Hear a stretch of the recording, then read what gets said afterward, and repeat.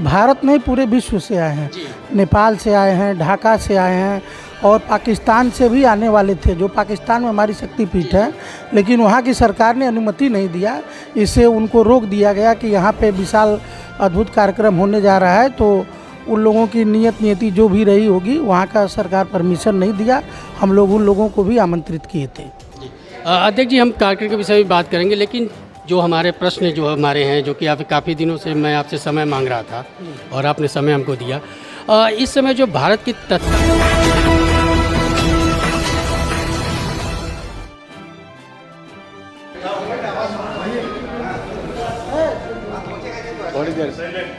जय हिंद मित्रों, वंदे मातरम। आप देख रहे हैं काशी संवाद, हमारे साथ अभिजीत तिवारी के साथ, और यहाँ पे जो हमारे गेस्ट हैं उनका नाम है अभिषेक द्विवेदी गणेश जी, जो कि कार्यक्रम संयोजक भी हैं और बजरंग दल के पूर्व जिला अध्यक्ष एवं छात्र संघ अध्यक्ष रहे हैं संपूर्णानंद संस्कृत विश्वविद्यालय के, और इस समय एसोसिएट प्रोफेसर है संपूर्णानंद के।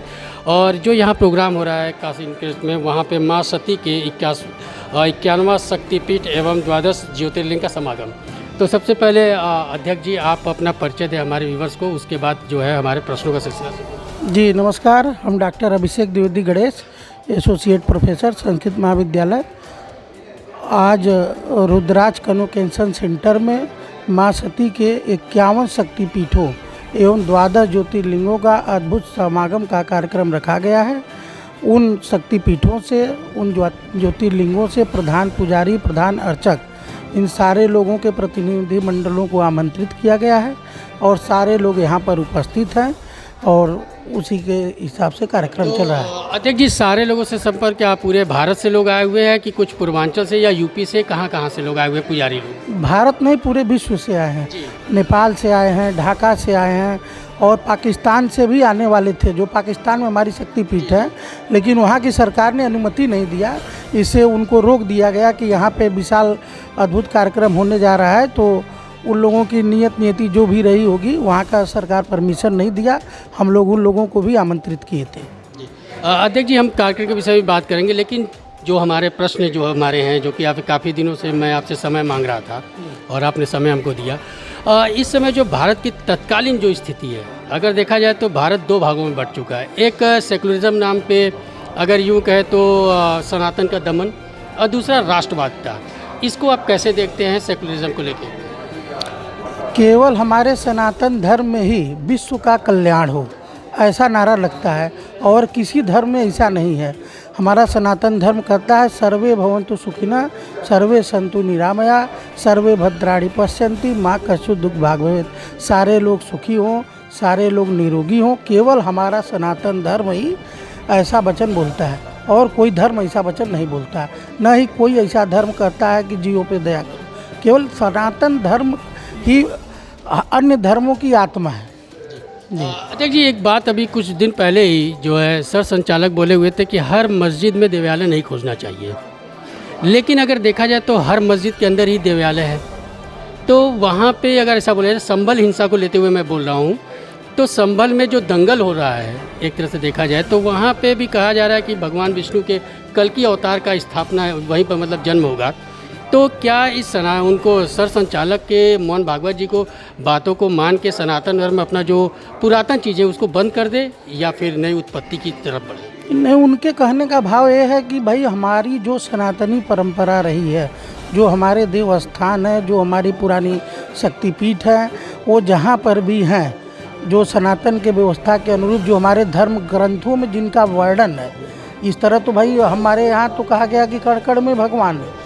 जो हवा, पानी, सब जल की भी हम पूजा करते हैं, थल की भी पूजा करते हैं, वायु की भी पूजा करते हैं।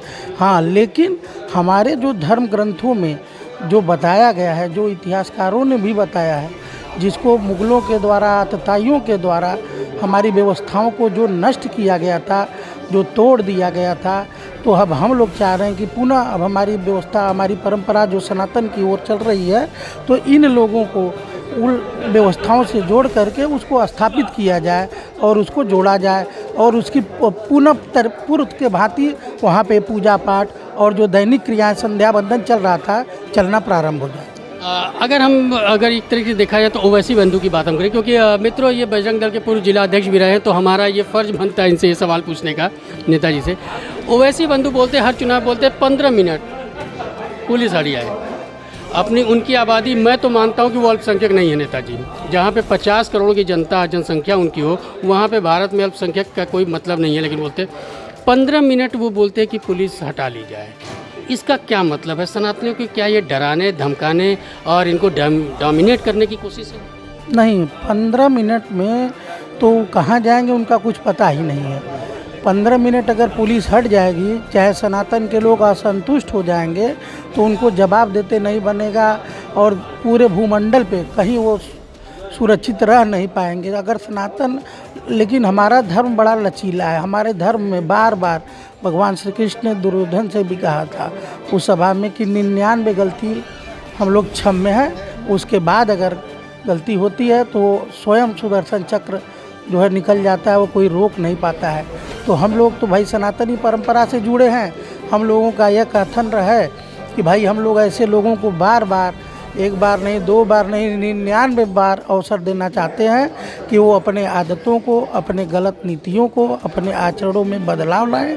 नहीं, आने वाला समय, आने वाला वक्त उनको जवाब देगा और फिर कालिक पोत करके उनको उस हिसाब से, उस भाषा में वहीं की जनता और वहीं के समाज के लोग उनको दिखाने का काम करेंगे। नेताजी, अगला सवाल ये है हमारा कि जो संभल में हुआ, अगर देखा जाए तो वहाँ पे पुलिस को घेरा गया, पुलिस के ऊपर पथराव हुआ, और उसको आप क्या देखते हैं कि वो पहले से पूर्व नियोजित था, या अगर मैं दूसरे शब्दों में कहूँ तो अखिलेश यादव के बड़े पिताजी के लड़के हैं या चाचा हैं राम गोपाल यादव, जो कि वो बोलते हैं कि जज जो है वो छोटे मोटे लोग दंगा फैला रहे हैं, वो आतंकी वहाँ के प्रशासन को बोल रहा है, पूर्व नियोजित है, ये सवाल है मेरा। और जो वो बोल रहे हैं कि यहाँ पे ये आतंकी है प्रशासन, इस पे आपका क्या व्यू?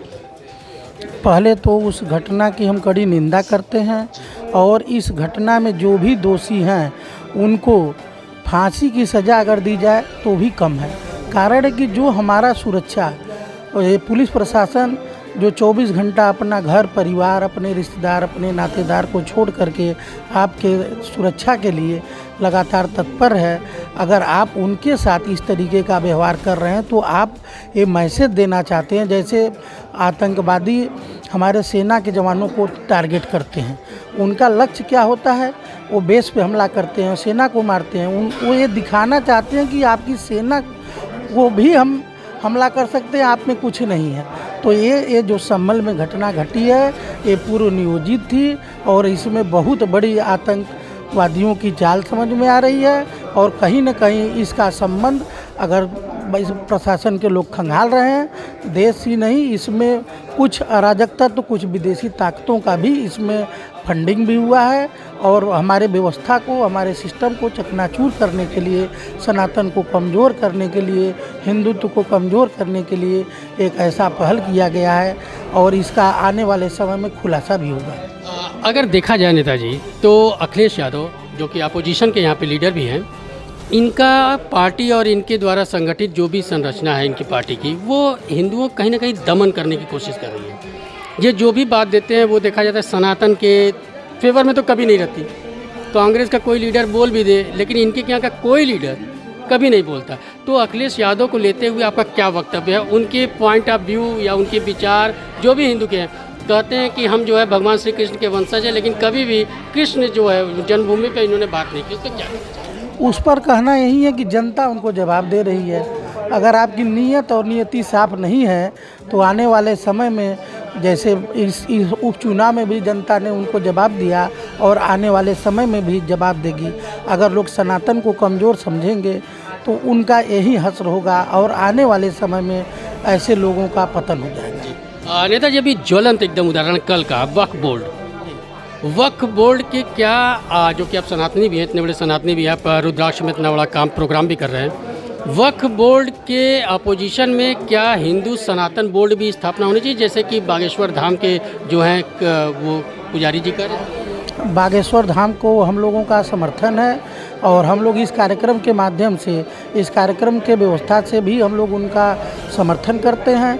और हो सकता हो कल वाले कार्यक्रम में देवकी नंदन ठाकुर जी भी रहेंगे और कहीं न कहीं हमारी पूरी व्यवस्था, हमारी पूरी कार्यक्रम का रूपरेखा सनातन बोर्ड की स्थापना के लिए, सनातन धर्म के संकल्प की रक्षा के लिए ये जगह जगह से हम लोग बिगुल बजा रहे हैं। और अब हमारी आवाज़ देश में नहीं पूरे विदेश में शंखनाद अब हो चुका है। अब धीरे धीरे ये हिंदू राष्ट्र और भारत विश्व गुरु की तरफ बढ़ता जा रहा है। अब इसमें कोई संशय नहीं रह गया। लास्ट सवाल, क्योंकि आपका समय बहुत कीमती है, प्रोग्राम के अवसर संयोग है, जो ये प्रोग्राम रुद्राक्ष में चल रहा है उसके विषय में थोड़ा सा ब्रीफ कर दें कि ये क्या है और आगे इसकी संरचना क्या होगी और इसका जो आगे का प्रोग्राम जो आप लोगों ने डिसाइड किया होगा वो क्या क्या है। आज का जो है 51 शक्तिपीठ और 12 ज्योतिर्लिंग का अद्भुत समागम का कार्यक्रम रखा गया है। इसके अलावा जो हमारे और जो लुप्त शक्तिपीठ है, विलुप्त शक्तिपीठ है और जो सुप्त है, उन तीर्थ पुरोहितों को भी, उन प्रधान अर्चकों को भी, प्रधान पुजारियों को भी आमंत्रित किया गया है।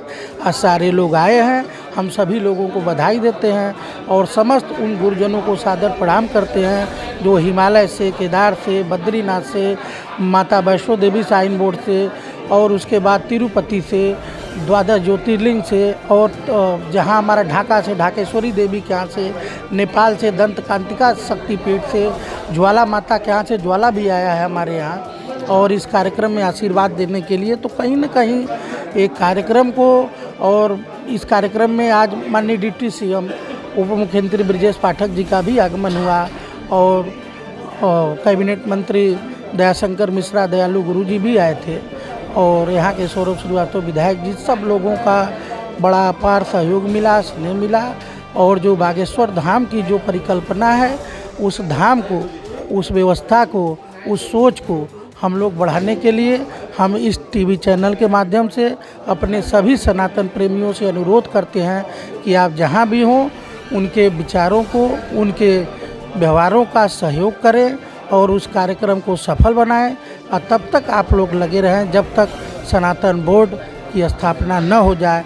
धीरे धीरे हम लोग मांग करेंगे, निश्चित तौर पे वह दिन दूर नहीं कि आज बाबा विश्वनाथ की नगरी में जो ये कार्यक्रम हो रहा है अद्भुत है, अनुकरणीय है और आने वाला समय अब हम लोगों का भारत विश्व गुरु के रूप में होने जा रहा है।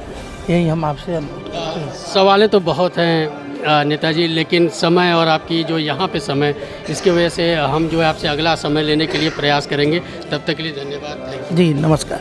जैसा कि आप अभी देख रहे थे नेताजी गोविंद जी की पूर्व जिला अध्यक्ष और छात्र संघ के थे, उस पर भी कुछ सवालें हमारे बाकी रह गई हैं और भारतीय राजनीति पे भी हमारी बाकी रह गई है। तो अभी हम जो है इनको समय इनसे लेंगे। तब तक के लिए थैंक यू, धन्यवाद।